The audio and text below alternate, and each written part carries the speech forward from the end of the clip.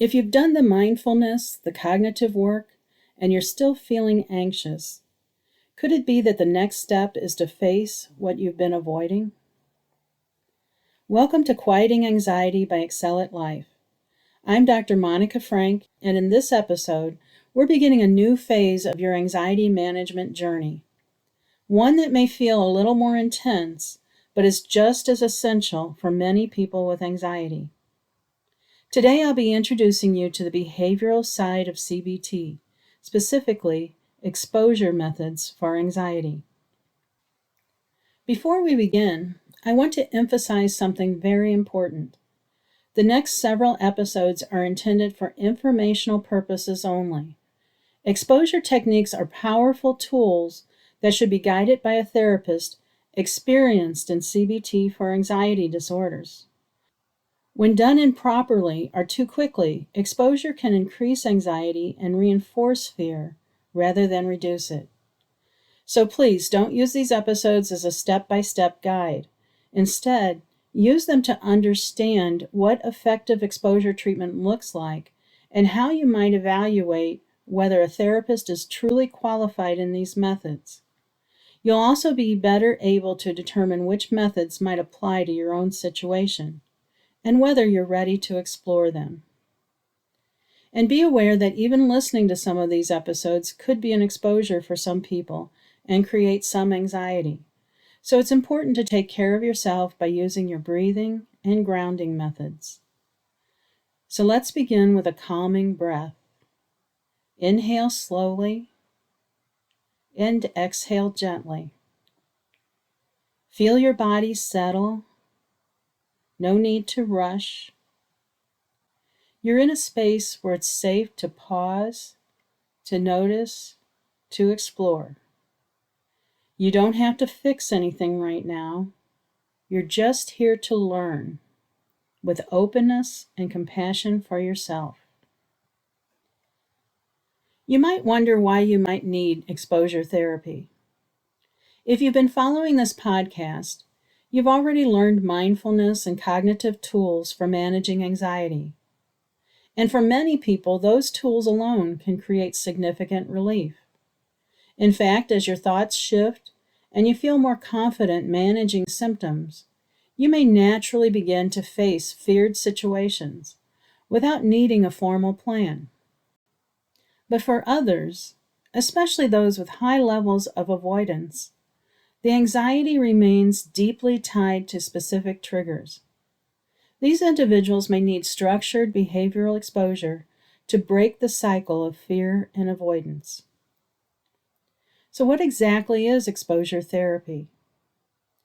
Exposure means deliberately exposing yourself to what causes your anxiety, so you can learn to tolerate and reduce the anxiety. Exposure therapy includes a number of behavioral methods that involves facing what you fear in a controlled and purposeful way. Exposure isn't about forcing yourself into terror. It's about building tolerance to discomfort and changing your relationship to fear. But here's where it gets tricky. Exposure must be personalized. What provokes anxiety for one person might not affect someone else, even if they both have the same diagnosis. Let's take an example. Suppose two people have a fear of having a panic attack while driving. One person might fear losing control and crashing, while another might fear not being able to get help quickly. These two people have the same situation, but the thoughts that drive their fear are different. That means their exposure methods also need to be different. For one, we might work with driving short distances near home. For the other, we may need to address the fear of isolation or lack of help first. In fact, I've seen someone have a full-blown panic attack during imaginal exposure just by imagining a panic attack, whereas another person, when asked to do the same, shrugged and said, "It's just a mental image, I know it's not real." So with the first person, imaginal exposures can be an effective part of treatment, whereas the second person needed a more direct approach. This is why exposure is not one size fits all. It must be tailored to your unique thoughts and fears. That's also why expert guidance matters. Exposure therapy is powerful, but it's also risky if not handled carefully. Let's discuss several reasons why professional guidance is essential. First, the intensity of exposure therapy requires caution. The goal of exposure is desensitization, not to overwhelm you with anxiety. If done too soon or at the wrong level, it can lead to sensitization, where the fear gets stronger instead of weaker. Let me give you a quick example from my own practice. I once worked with a man afraid of large enclosed spaces. We carefully planned a small exposure. Walk into a mall entrance, pause briefly, then exit. We did this several times together, and when he felt ready, he did it by himself. But because he felt so confident, he walked much farther inside than I had instructed. Unfortunately, he wasn't ready for that, and he had a full panic attack. We had to start the desensitization process all over again. Structured steps matter. So does sticking to the plan, no matter how good you feel in the moment. In addition, experienced therapists know the pitfalls. A well-trained CBT therapist doesn't just say, face your fears. That's not exposure therapy. That's recklessness. When a client tells me their previous therapist said, just go do what scares you, I know the process wasn't structured. And that increases the risk of failure. True CBT exposure therapy is step-by-step, strategic, and carefully monitored. Finally, some exposures need direct support. Although some exposures can be done independently, others require a therapist to coach, assist, or even participate. For example, someone with a driving fear might begin with a therapist riding along, or they might start by calling their therapist before and after the drive. Gradually, this support is withdrawn as their confidence builds. Okay, now you know why expert guidance is essential, especially when using exposure-based CBT methods that can temporarily increase anxiety. But how do you determine if a therapist is truly qualified to help you? What should you be listening for in that first phone call or consultation? Armed with the knowledge from this episode, you're in a good position to ask the right questions when seeking a therapist. A qualified CBT therapist will not simply tell you to face your fears. They will have a structured and step-by-step plan for exposure that is tailored to your specific fears, triggers, and cognitive responses. Ask the therapist directly, do you use exposure therapy as part of cognitive behavioral treatment for anxiety? And can you describe how you structure those exposures?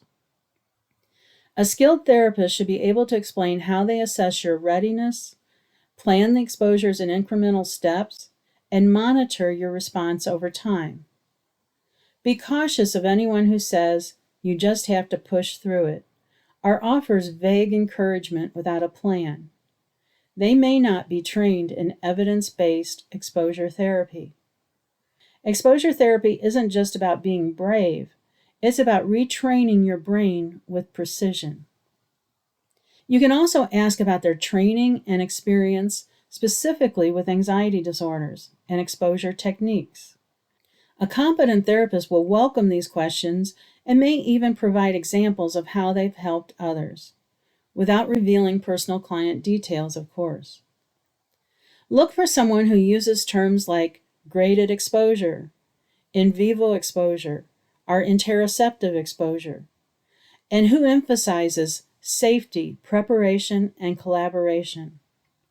Exposure is not about pushing you into fear, but about helping you build confidence in a controlled, empowering way. If the therapist welcomes your questions, explains their approach clearly, and has experience treating anxiety disorder specifically, those are strong signs you found someone qualified. And now that you're informed, you can be an active participant in choosing the right help, not just a passive recipient of care. If the therapist is dismissive of your concerns about intensifying anxiety or doesn't have a clear plan, it's okay to keep looking. Your safety and success depend on working with someone who truly understands how to guide you through this process. In the next several episodes, we'll explore different types of exposure, such as gradual desensitization, imaginal exposure, in vivo, real-life exposure, interoceptive exposure, which is exposure to bodily sensations, flooding, and more intensive techniques. These are not necessarily presented in the order you should use them because they don't apply equally to every person. However, my discussion will generally move from less intense to more intense methods.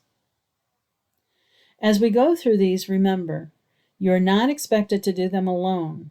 These episodes are for understanding, not self-treatment. And if you're working with a therapist, these episodes may help you recognize whether they are applying CBT exposure methods correctly. Before we end, let me ask you a reflective question.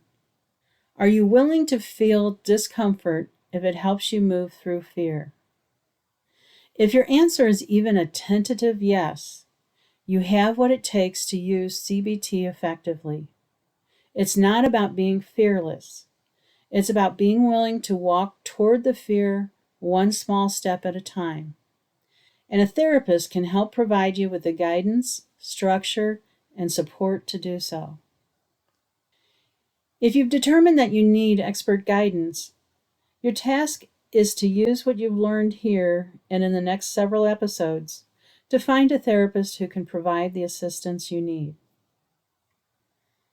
Before we close today, take another breath and remind yourself, you don't have to rush. You don't have to do it alone. You only have to be willing. So take a breath, let yourself settle, and remind yourself, discomfort is not danger. Avoidance is not safety. And I can learn to face what I fear. In our next episodes, we will discuss specific exposure methods, how they can be helpful, and when to use them. Until then, keep practicing, keep breathing, and keep moving forward.